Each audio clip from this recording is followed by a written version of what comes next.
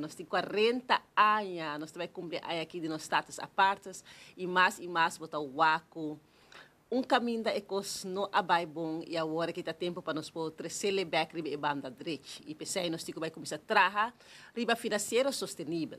Se de verdade nós queremos que nós não quer estar dependente de nenhum outro país, mas nós vamos chegar na caminho na onde nós está bisa, nós vai traha junto, nós vai direita e mesmo timão, cada tudo em mesmo caminho, para ser nós podemos sustento financeiro, nós podemos financeiro mais sustentável. Me quero diz saca a mostrar algum coisa, nós assim vai mostrar para televisão. Pero den mei ano passado, den isla online, com a awor publicado de gabinete saliente, nós estamos papiando over de HOFA. E tem diferente caminho na onde na mesma, se nós compro de com awe, ta sali e bisa, com uma firma, ou lo que uma firma, nós está vendendo.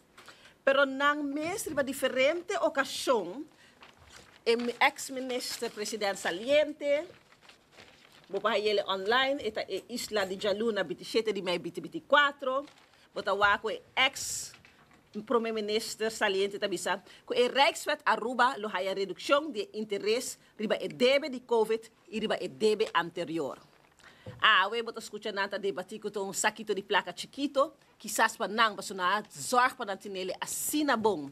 Com o resto de Aruba não mester esse saquito de placa chiquito aí, pero nós está papiando over de milhões não que nós podemos e intervertir back de nosso pueblo.